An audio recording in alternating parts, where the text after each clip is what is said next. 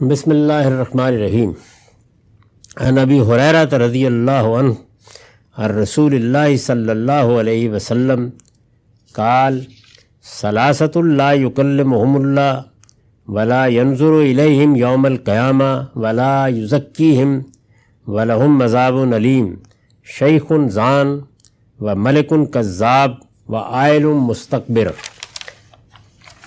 یہ روایت مسند اسحاق سے ہے اور اس کا رقم ہے 168. ابو ہریرہ رضی اللہ عنہ سے روایت ہے کہ رسول اللہ صلی اللہ علیہ وسلم نے فرمایا 3 لوگ ایسے ہیں جن سے اللہ تعالیٰ قیامت کے دن نہ بات کریں گے، نہ ان کی طرف نگاہ التفات سے دیکھیں گے اور نہ انہیں پاک کریں گے. یہ جو 3 لوگ ایسے ہیں یا 4 لوگ ایسے ہیں یا 5 لوگ ایسے ہیں، اس طرح کی تعبیرات اختیار کی جاتی ہیں. اس سے کیا مراد ہوتی ہے؟ میں نے لکھا ہے یہ اسلوب اس لیے اختیار کیا گیا ہے کہ جن لوگوں کا انجام بیان کرنا پیش نظر ہے وہ پوری طرح نمایاں ہو جائے. یعنی یہ 3 لوگ 4 لوگ، یہ ضروری نہیں ہوتا کہ اس میں کوئی حصر کا انداز ہو کہ بس یہی 3 لوگ یہی 4 لوگ، بلکہ ان کو نمایاں کرنے کے لیے جگہ جگہ حدیثوں میں یہ اسلوب اختیار کر لیا جاتا ہے. اس کے یہ معنی نہیں ہے کہ ان کے علاوہ کسی دوسرے کا یہ انجام نہیں ہوگا. چنانچہ آگے ہم دیکھیں گے کہ بعض دوسرے گناہوں کے مرتکبین کا ذکر بھی اسی اسلوب میں کیا گیا. یعنی جب آپ روایات کے پورے ذخیرے پر نگاہ ڈالتے ہیں تو اس میں جب یہ بات کسی خطبے میں کسی موقع پر لوگوں کو توجہ دلانے کے لیے رسالت مآب صلی اللہ علیہ وسلم فرماتے ہیں تو مقصد یہ ہوتا ہے کہ یہ 3 لوگ یا یہ 4 لوگ یا یہ 5 لوگ، ان کو تم نمایاں طور پر ان کے اوصاف سے سمجھ لو. یا کوئی خوشخبری دینی ہوتی ہے اور یا اللہ تعالیٰ کے ہاں کسی برے انجام سے خبردار کرنا ہوتا ہے. تو یہاں پر جو انجام بیان ہوا ہے وہ بڑا ہی سنگین ہے. وہ کیا ہے کہ اللہ تعالیٰ قیامت کے دن نہ بات کریں گے. انسان کے لیے اس سے بڑی محرومی کوئی نہیں ہو سکتی. یعنی اس دنیا میں ہم اسی امید میں جیتے ہیں کہ وہ وقت آئے گا کہ جب اس پروردگار کی بارگاہ میں حاضری کا موقع ملے گا، اس سے بات کرنے کا موقع ملے گا، ہم اپنے مالک کو دیکھ سکیں گے. یہ معمولی درجے کی چیز نہیں ہے، یہ انسان کی سب سے بڑی آرزو ہے اور ہونی چاہیے. اور پھر جب وہ اس بارگاہ میں حاضر ہو تو اللہ تعالیٰ بات بھی نہ کرے. اس سے بڑھ کر اور کیا محرومی، کیا بدبختی، کیا شقاوت ہو سکتی ہے. جن سے اللہ تعالیٰ قیامت کے دن نہ بات کریں گے، اس کے بعد فرمایا نہ ان کی طرف نگاہ التفات سے دیکھیں گے. یعنی اگر کسی موقع پر نگاہ پڑے گی بھی تو وہ غضب کی نگاہ ہوگی، وہ نفرت کی نگاہ ہوگی، وہ گریز کی نگاہ ہوگی، وہ التفات کی اور محبت کی نگاہ نہیں ہوگی. اور نہ انہیں پاک کریں گے. یہ جو بات کہی جاتی ہے پاک کریں گے، اس کے لیے لفظ استعمال کیا گیا ہے تزکیہ. ہمارے دین کا مقصود یہی ہے کہ ہم اپنے وجود کو پاکیزہ بنائیں. یہ پاکیزہ بنائیں، یہی در حقیقت وہ امتحان ہے جس میں ہم کو اس دنیا میں ڈالا گیا ہے. اس میں اگر کسی موقع پر ایک اللہ کو ماننے والا بندہ جو پاکیزگی حاصل کرنے کی جدوجہد کر رہا تھا، اس نے اپنے آپ کو پاک رکھا، اپنے بدن کو پاک رکھا، اپنے خور و نوش کو پاک رکھا، اپنے کھانے پینے کے بارے میں طیبات کو ہمیشہ اختیار کیا، اور اسی طرح اپنے اخلاق کو پاکیزہ بنائے رکھا. یہی پورا دین ہے. تو اس پاکیزگی کی جدوجہد اس نے کی، لیکن کہیں اس سے کوتاہی ہو گئی، کہیں غلطی ہو گئی.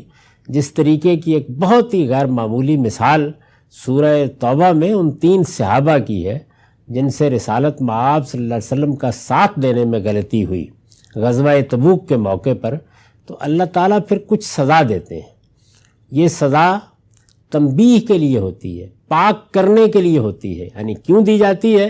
اس لیے کہ اس سزا کے نتیجے میں بندہ اپنے رب کے سامنے اپنے آپ کو ڈال دیتا ہے، وہ اپنے رب کی طرف رجوع کرتا ہے، وہ ندامت کے آنسوؤں سے اپنی آلودگی کو دھوتا ہے.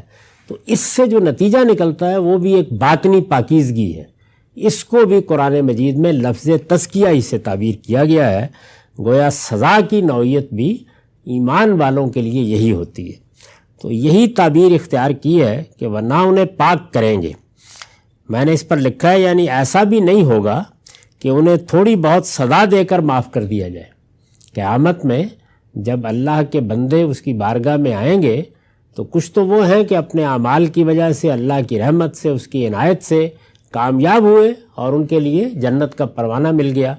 لیکن ایسے بھی ہوں گے کہ جن کو کچھ تھوڑی بہت سزا دے کے اسی طرح جیسے وہ تبوک کے اندر کوتاہی کرنے والے تینوں صحابہ کا واقعہ اگر آپ پڑھیں تو معلوم ہوتا ہے کہ ایک لمبے عرصے کے مقاطعے نے ان کو اللہ کے سامنے ڈال دیا، ان کے باطن کو دھو دیا، ان کی کوتاہی کا سچا احساس انہیں دلا دیا اور پھر آسمان سے ان کو معاف کیا گیا.